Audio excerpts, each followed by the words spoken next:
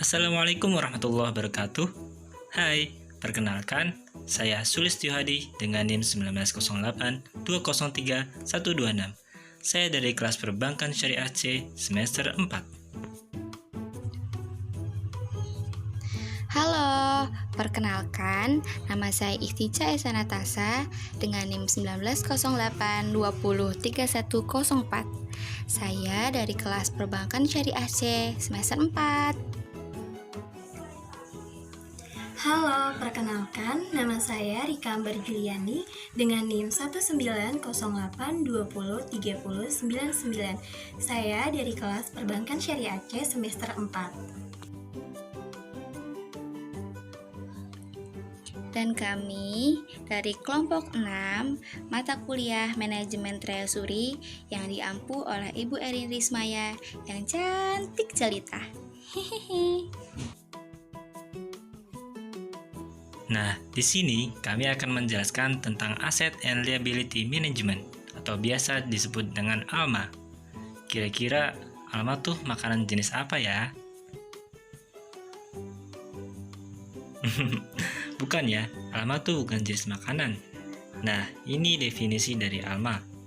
Lebih gampangnya, ALMA tuh pihak yang bertugas untuk mengelola aktiva dan pasiva untuk memaksimalkan laba perusahaan.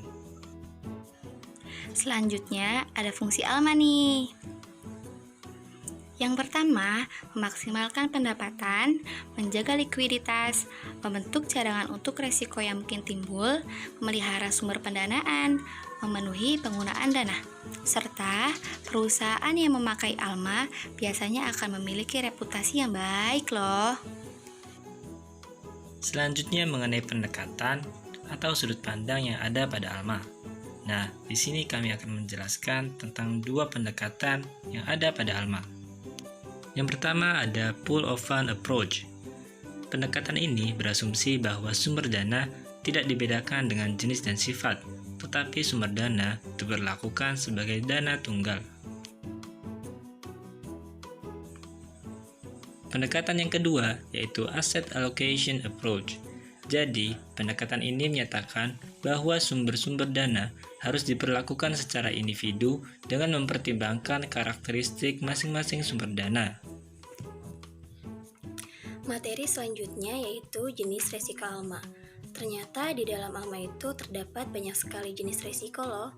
Yuk kita belajar, ada apa aja sih resiko-resiko ALMA dalam suatu bank?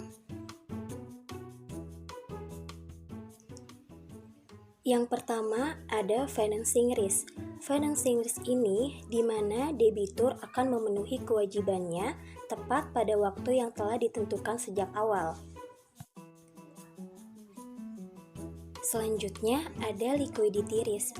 Liquidity risk di mana resiko bahwa bank tidak dapat memenuhi kewajibannya pada waktunya atau hanya dapat memenuhi kewajibannya melalui pinjaman darurat. Selanjutnya ada pricing risk. Pricing risk ini di mana risiko kerugian dengan akibat perubahan tingkat bagi hasil untuk menentukan bentuk penurunan margin atau kerugian sebagai akibat menurunnya nilai aktiva. Selanjutnya ada foreign exchange, di mana risiko kerugian sebagai akibat perubahan tingkat kurs terhadap open position karena adanya pergerakan kurs yang merugikan. Selanjutnya ada gap risk. Gap risk ini di mana resiko kerugian dari ketidakseimbangan suku bunga karena adanya pergerakan tingkat bunga yang merugikan.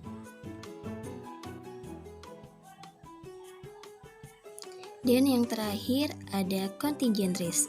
Contingent risk ini di mana resiko yang timbul sebagai akibat transaksi contingent. Contohnya itu terdapat pada bank garansi dan kontrak valuta asing berjangka. Materi selanjutnya yaitu strategi pada ALMA. Yuk, belajar bareng-bareng apa aja sih strategi pada ALMA itu? Yang pertama ada Asset Management Strategi atau disingkat AMS.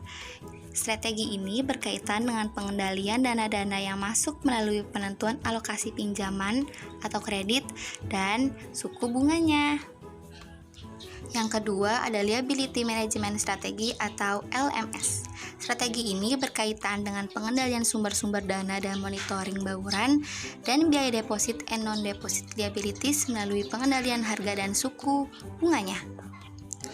Yang terakhir ada Capital atau Fund Management Strategy, singkatannya FMS.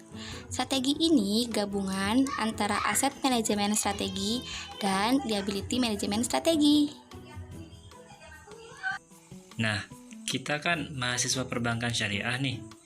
Kira-kira apa ya tugas Alma di Bank Syariah? Di sini kami akan menjelaskan tentang tugas dari Alma di Bank Syariah. Yang pertama yaitu meningkatkan segmentasi DPK.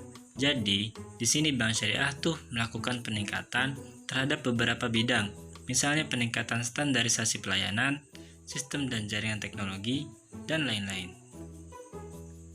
Yang kedua yaitu penguatan segmentasi korporasi. Jadi Bank Syariah melakukan hal ini melalui optimalisasi giro yang aman dan memiliki aksesibilitas tinggi terhadap korporasi. Yang ketiga yaitu peningkatan fee-based income. Jadi, Bank Syariah itu menurunkan ekspektasi keuntungan dari sisi pembiayaan dan mentransformasikan dalam bentuk fee-based income. Yang keempat yaitu peningkatan peranan regulator. Jadi, Bank Syariah melakukan hal ini karena dana-dana pemerintah atau regulator dapat menjadi solusi atas kebutuhan sistem permodalan bagi Bank Syariah. Dan yang terakhir yaitu peningkatan sistem akuntabilitas. Peningkatan sistem akuntabilitas pada Bank Syariah dapat dilakukan dengan beberapa cara, di antaranya yaitu peningkatan SDM serta penerapan manajemen risiko yang komprehensif. Ya, udah selesai. Sekian penjelasan dari kami ya.